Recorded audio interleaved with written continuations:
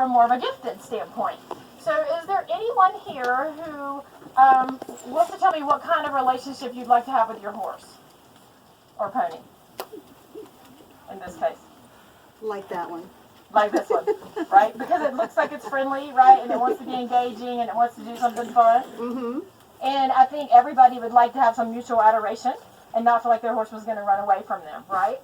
And so one of the things I want to talk to you about is how to speak the same language as your horse or pony, right? They speak horse, we speak human, and we try to get horse-human-lish sometimes, right? But you can speak the same language as them. And the way that you do that is by marking behaviors. And if you can speak the same language as they do, and you can mark the behaviors that you desire, then all of a sudden your communication can become very, very clear.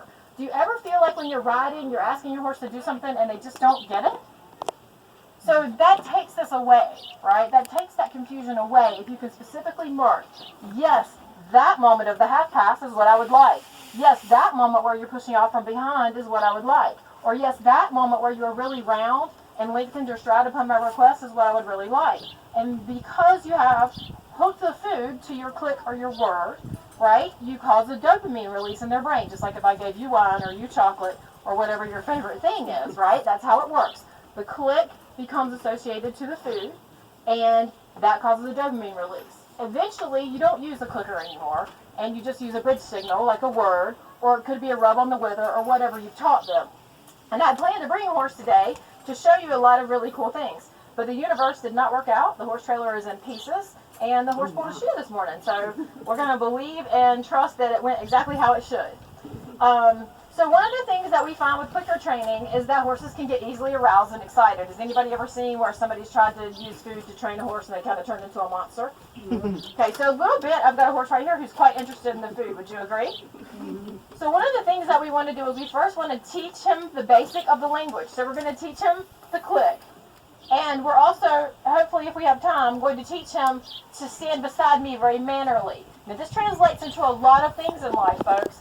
Medical procedures, teach your horse to stand still for shots, teach your horse to self-worm, teach your horse to put on his own halter, teach your horse to put his head in the bridle. My horse will come from 30 yards or so and stick his head in the bridle or in the halter, or come to get his wormer, or come to get his shots. No halter needed. So it's really handy for everyday things like picking up feet, getting them ready for the farrier. My horse, as Lauren was saying earlier, will come and pick me up from the mounting block.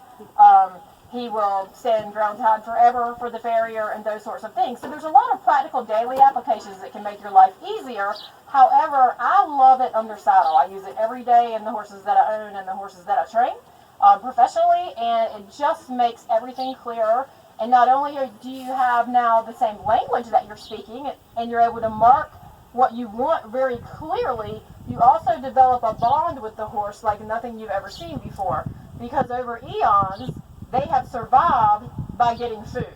So they're wired naturally by God to love food, right? So it's like their number one motivator in most cases. So obviously this pony is very food motivated. And what I just did was reward him for taking his head away from me.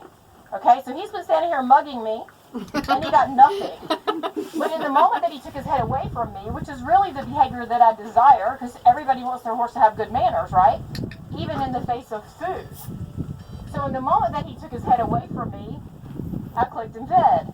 And I'm teaching him two things right now. One is, you get rewarded for being mannerly and out of my space. And two is, the clicker means food. Okay, so now we're already starting to get the same vocabulary going.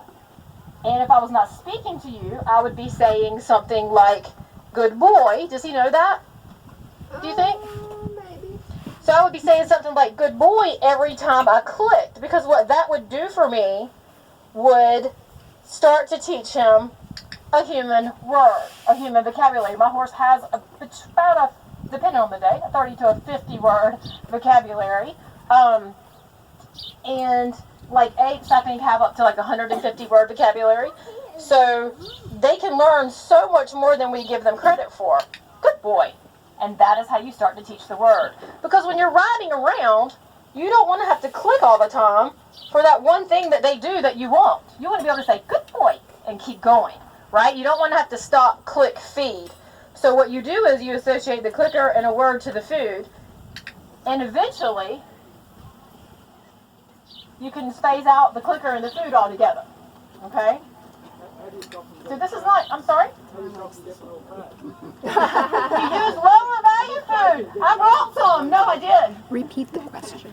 I'm sorry. David said, how do you stop him from getting really fat? And that is a super, super question. Because if this was going to be a ginormously obese pony, I brought hay pellets.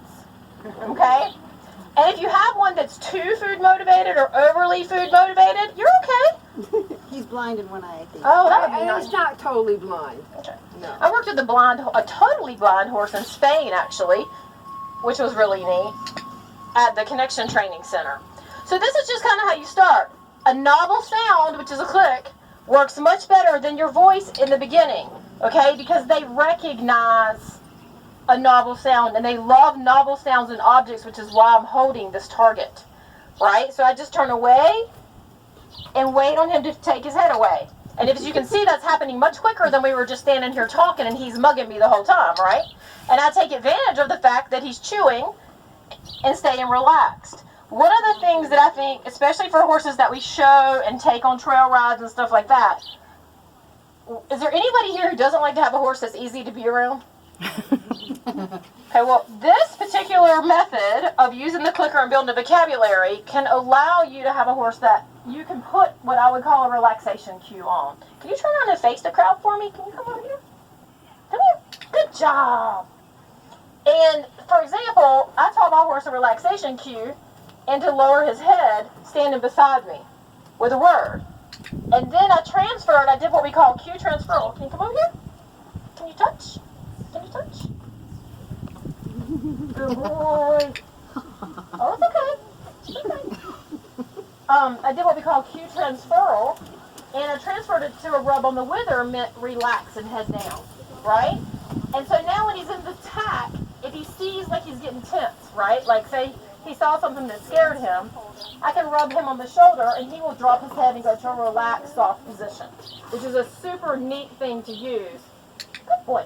In a lot of circumstances.